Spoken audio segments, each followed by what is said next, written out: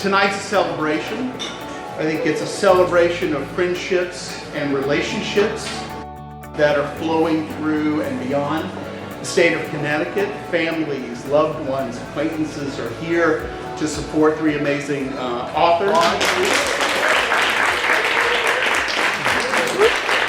What is the book about?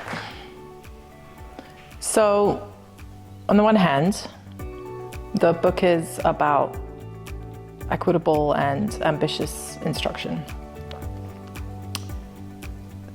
So we have a particular model for that we call the HEAT, which stands for heuristic, which is important because it's a set of guidelines, right? It's a set of simple rules, it's not a script.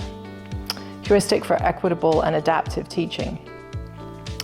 And there are components of that, specifically the idea that all students should be working on grade level challenging tasks, and we have definitions for what we mean by that. And the idea that all students should be thinking, that all students be asked to make their thinking visible or in some way knowable, manifest, so that the teacher can respond to the indications of where students are in their understanding or their performance and respond to that, and that's the adaptive part.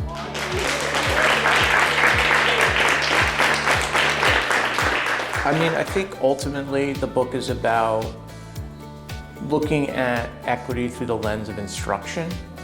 So kids spend most of their day in a classroom, and we know this isn't a new finding, but we know that there's a large difference in the way kids experience that instruction from teacher to teacher, but also within the same classroom. And we know that our most marginalized students tend to get a lesser experience than their more privileged peers.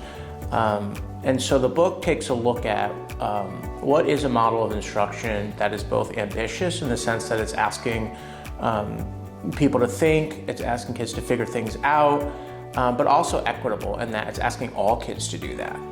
But this is more than just the writing of this book. It's a body of work they've been working on for a few years. And it's something that I think all of us are proud who are even adjacent to it. So I think what this book does is start a really important conversation, which is,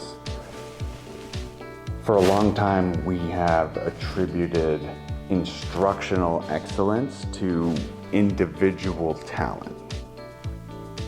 And all of those kind of mental models of we just have to have the right teachers, we have to train teachers to be better teachers, like all of these kind of individual theories about how classrooms can get better. And what we say is it's not that ineffable. There are key and concrete and research-backed practices that especially democratize the thinking in classrooms that include our most marginalized students. This book is about articulating the gap between our expectations and what students can actually do, and making very clear what the instructional practices are that can actually maximize opportunity to learn. That's the goal. That's what the book is for. That's why it matters right now.